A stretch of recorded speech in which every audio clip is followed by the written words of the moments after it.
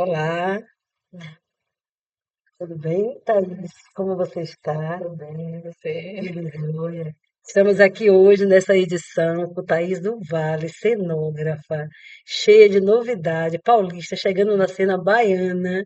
Conte pra gente, Thaís, um pouco sobre sua trajetória, sobre seu início.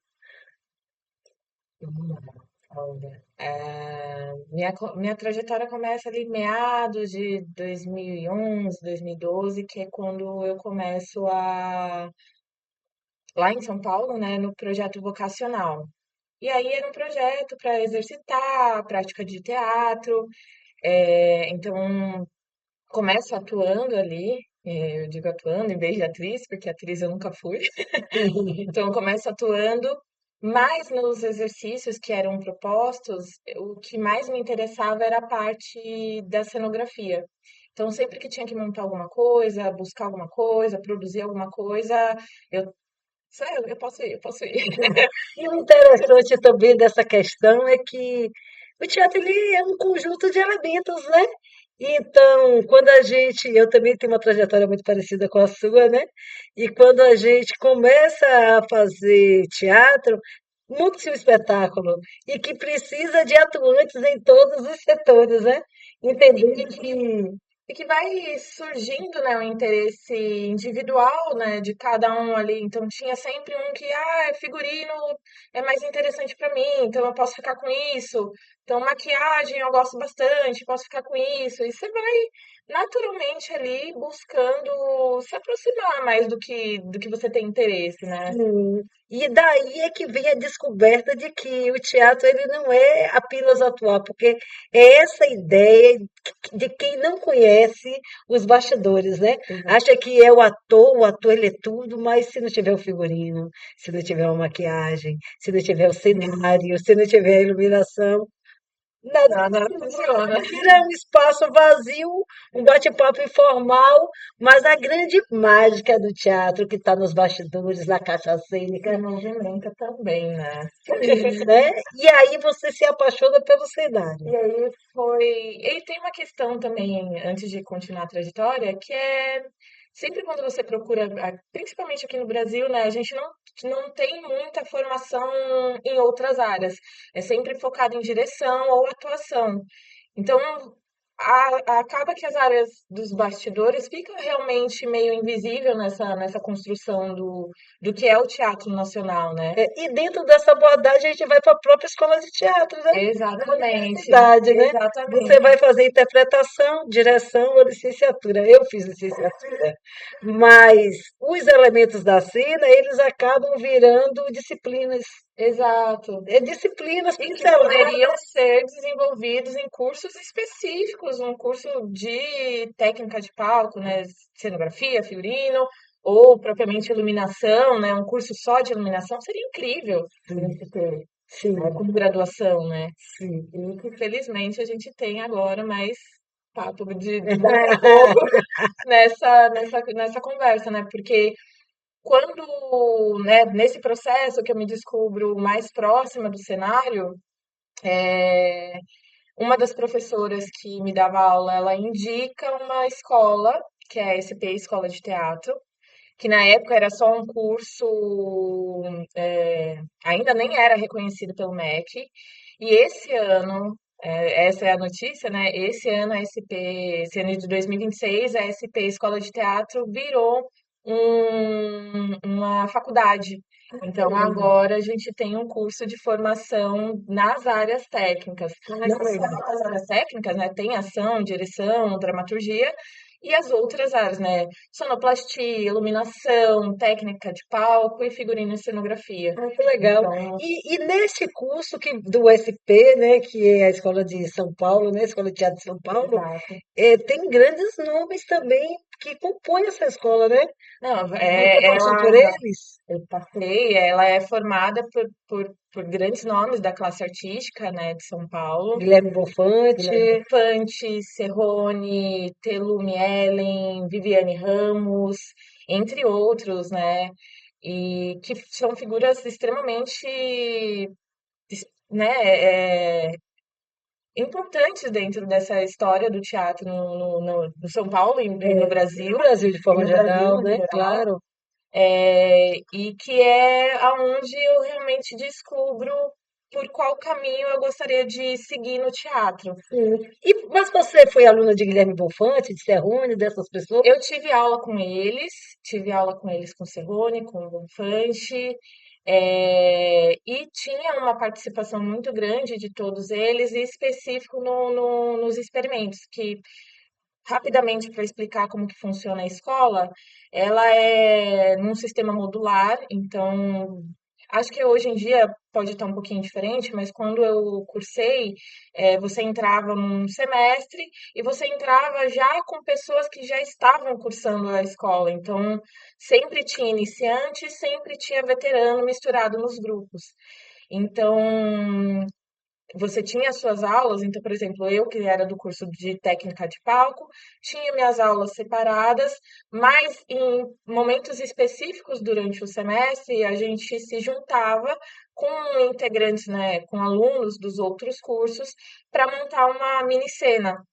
Então, nesses exercícios, a gente tinha o acompanhamento dos formadores, né, como, Uma enfim, coordenação de um grupo, é, eram pequenos grupos para porque montar era uma cena. exatamente, para ter esse exercício prático do teatro, porque a gente tinha teoria, né, cada um no seu Que legal. na sua no na sua área, e aí se juntava para ter o exercício prático da cena. Que Então a legal. gente ia para o palco, a gente ia para a sala de ensaio, montar e levantar um mini espetáculo. Sim, Então, que interessante, era né? os experimentos. Sim. E aí a gente sempre tinha essa devolutiva. Então, por exemplo, eram apresentados as cenas e a gente tinha devolutiva com todos os formadores. Então, Serrone, Viviane Ramos, Telumielen, Bonfante, todos eles assistiam às cenas. E aí, quando finalizava a apresentação, a gente era convidado a abrir uma roda de conversa. Isso era a parte mais gostosa do experimento, que era as devolutivas. Então, Análise, né, do trabalho, a análise de produção. trabalho, se o que a gente tinha, porque era um acompanhamento, né? Então, se o que a gente tinha proposto inicialmente e foi, né, construindo ao longo do processo, tinha efetivamente resultado na cena ou não. Então, essa devolutiva era muito importante e a gente acompanhava junto com esses formadores. E aí, depois que você sai da SP, você segue uma trajetória, você me falou que passou por vários ateliês e tal. Conte um pouco dessa sua trajetória entre os ateliês, que também eram ateliês com proposta de montagem de cenários para espetáculos e tal, né? Então, Fala sobre esses nomes. essa trajetória já começa dentro da SP, porque primeiro que a gente tinha uma carga horária prática de fora da escola, né? Então a gente tinha os estágios que a gente tinha que cumprir, uma carga horária específica, e aí eu já comecei fazendo contra-regragem, começando, né, exercitando esse lugar da técnica de palco. E aí, a gente só fazer um parênteses, que eu falo aqui técnica de palco, mas é um curso que ele é um tanto abrangente, e aí tem uma possibilidade de vários caminhos.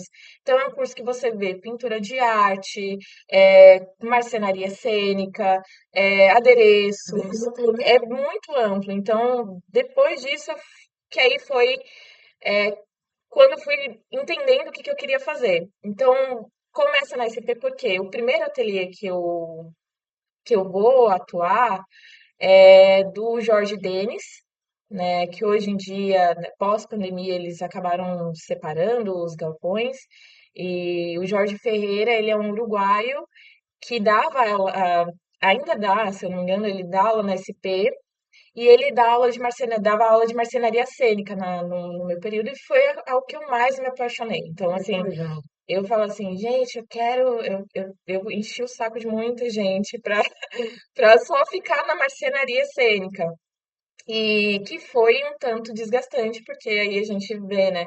Na época, hoje em dia eu tô com 31, eu era bem novinha, assim, eu era bem mais nova e um ambiente, né, marcenaria, um ambiente Machista, né? machista e basicamente tomado por homens. Então, assim, tem os que são mais tranquilos, que o machismo sai porque é inerente, né, da nossa sociedade, mas tinha uns que faziam piadinhas, que era mais explícito a coisa. Então,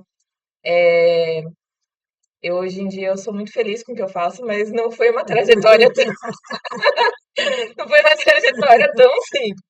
E a gente está em uma área de bastidores que é formada por uma maioria de profissionais homens que aprenderam a trabalhar de forma empírica e as coisas assim evoluíram, né? As mulheres elas vão chegando através da formação, de processo formativo, então ela tem um outro olhar, uma outra visão e existe uma incompreensão muitas vezes, né?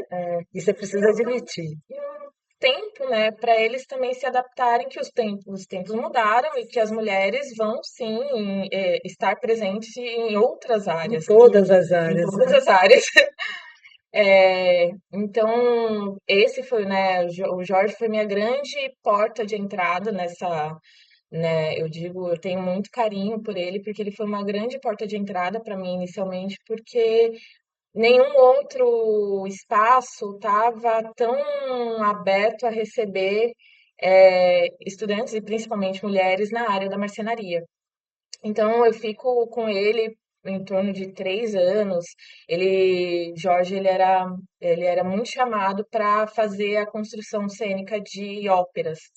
Então, os Três Mosqueteiros, eu não vou lembrar o nome porque já faz um tempo, mas a gente fazia muita montagem para o Municipal de São Paulo e para o Teatro São Pedro, que também é um outro teatro muito focado em óperas.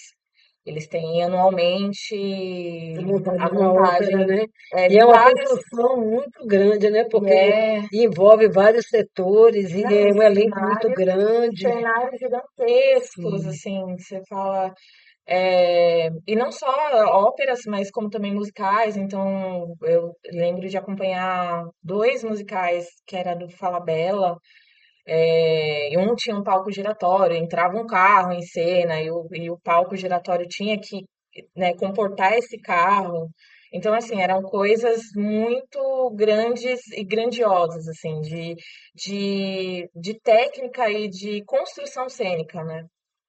Aí, depois disso, eu resolvi investigar outras áreas, né? Porque aí eu falei, bom, não quero só fazer marcenaria o resto da minha vida inteira. Curiosidade faz parte do artista também, né? A curiosidade começa a fazer aquela pulguinha atrás da orelha e fala assim, "O que mais que eu posso fazer?" E aí foi que eu acabo indo para um outro, né? Acabo buscando um outro formador da SP também na época, que era o Juvenal Irene, e que na SP ele dava aula de pintura, mas no ateliê dele eu acabo aprendendo muito de, de trabalho com fibra de vidro, que ele fazia grandes esculturas. O trabalho pessoal dele era muito voltado para escultura. E que aí eu vou desenvolver essas outras habilidades, né? Tipo fibra de vidro, massa plástica. Eu digo da materialidade porque eu acho que tudo que você aprende você consegue utilizar no teatro, assim, Várias técnicas, né? Vários processos diferentes, e né? que isso só vai aumentando a sua criatividade e só vai te dando mais ferramentas para você conseguir traduzir o que é necessário para a cena. Sim. Então, fiquei em torno de 2 anos no ateliê dele. E aí, pós-juvenal, eu vou parar que aí é a curva mais distante que eu faço do teatro, na questão de ateliês, eu vou trabalhar com a Teresa Sbadelart, que tem, que tem o nome da empresa dela é Slug Corp. No momento, né, que eu vou trabalhar com ela, era ateliê modestamente revolucionário. E aí eu me candidato para a vaga lá porque era um ateliê que só aceitava mulheres. Então isso foi o ponto de virada, assim, de várias coisas na minha mente, porque primeiro tem um espaço que só tinha mulheres, a gente era em 8 mulheres trabalhando e funcionando chefiadas por uma mulher. Então era um ambiente assim que até então, né, eu tinha vivido em ambientes majoritariamente masculinos, e eu vou para um ambiente que é totalmente feminino e continua, querendo ou não, sendo parte dessa continuidade, né? Porque era um ateliê que, né, o ponto fora da curva é que ele trabalhava mais ela trabalhava mais com publicidade e com cinema. Então, acabei exercitando mais a parte de adereços, de figurino, de outras manualidades, e que é extremamente importante para o trabalho que eu executo hoje, assim. Sim. Então, que compõe toda essa gama de habilidades que eu desenvolvi ao longo do tempo. E daí você vive essa trajetória toda em São Paulo e resolve vir para a Bahia. O que é que te traz a Bahia? O que te traz, né? Bom, é isso. Eu já tinha tido algumas experiências, né? Fiz parte de companhia de teatro em São Paulo, em Jandira também, que é a cidade onde eu cresci, que é uma cidade metropolitana de São Paulo. Fiz parte do coletivo dos Anjos. E aí foi onde eu também fui desenvolvendo a parte né, da assinatura como cenógrafa. Então, a minha formação na SP é como cenotécnica, mas aí ao longo do tempo eu vou desenvolvendo essa área da cenografia. E aí chega em 2019, a gente, com o Coletivo dos Anjos, a gente estreia a Fusarca dos Descalços, que é uma peça que eu tenho assim um xodózinho para ela. Assinei a cenografia e figurino, e é uma peça muito que me toca assim por dialogar com questões sensíveis assim. E, e a gente tinha estreado essa peça, mas num particular meu, eu estava um pouco saturada do ambiente de São Paulo, que, que acaba caindo naquele clichê de ser a cidade do trabalho. Então, realmente, eu mergulhei no trabalho, então era basicamente só trabalho a minha vida. E aí eu falei assim, não, gente, tem que ter outra forma de viver, não dá para trabalhar Não, vou para Bahia para ser feliz. mas aí que é engraçado. Eu não tinha a intenção de vir para cá. Eu decidi, eu não tinha, na verdade, em 2019, eu não tinha, na verdade, a intenção de sair de São Paulo. Só que o que acontece? Eu falei, bom, eu acho que eu preciso de uma graduação, acho importante, vou buscar.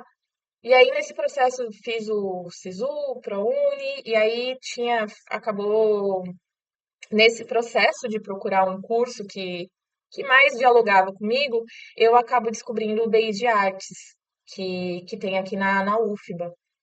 E aí eu me encanto porque é isso, né? Eu tive um intervalo de quase 10 anos de não estar próxima de ensino nenhum, de não estar dentro de curso, de graduação, de nada relacionado a ensino, né? A escola. E aí eu descubro esse curso do BI de Artes, Da Universidade Federal. exato, e aí me encanta porque ele era muito próximo, assim, na questão de ser multidisciplinar, ele era muito próximo com a experiência que eu tinha tido na SP de teatro. E aí na minha cabeça eu pensei, bom, eu não sei se eu vou aguentar um curso convencional. E aí, por que não escolhi teatro? Exatamente porque, pelo que a gente conversou no começo, porque todos os cursos que eu tava, que eu, né, que abria, lia sobre os cursos, principalmente de teatro, todos eles eram muito voltados para direção ou atuação, que era uma coisa que ainda não é do meu interesse exercitar, sabe? Eu acho que eu realmente sou apaixonada pelos bastidores, essa coisa do backstage. E aí, por não ter um enfoque nisso, eu resolvi a- apostar no BI. E que foi extremamente decisivo, assim, foi a melhor escolha que eu fiz. Certo. E quando você chega aqui, você está no BI de Arte, que tem uma relação com o teatro, com o cinema, um lugar onde você também pode aplicar tudo que você, né, toda essa sua bagagem que você Exato. construiu lá em São Paulo ao longo desses anos. E você vive experiências aqui também com pessoas de renome, né, com grandes Sim, sim. professores. Que aí, o que que eu pensei, né? Eu vim para Salvador, eu não tenho família, minha família é toda de São Paulo. Não conhecia, não tinha amigos aqui. Eu falei, gente, eu preciso me enturmar, começar a conhecer as pessoas. E aí eu falei, bom, já que o BI me permite, eu vou começar a pegar aulas em teatro para, né, ir para um lugar que eu minimamente tenha alguma relação, algum conhecimento. E aí foi que eu acabo trabalhando com Tudela. Então eu fiz um estágio com ele num dos módulos, né, da escola de teatro, foi a arte da comédia. E depois disso eu fiz também com o Benevides, que foi Homem é Homem. Então fiz também a parte de cenografia dos dois. E que foi um exercício extremamente interessante, né? Conhecer outra classe artística, outros ambientes, né? Modos de trabalho. Então foi extremamente rica essa experiência. E aí isso, né? Mas não acabou não sendo tanto o foco da minha atuação em Salvador inicialmente, até o final do ano passado, que é quando aparece o edital do REDA, que aí é onde eu vou falar, bom, agora tá na hora de eu voltar para minha área. Agora vai assentar no, assentou já, né?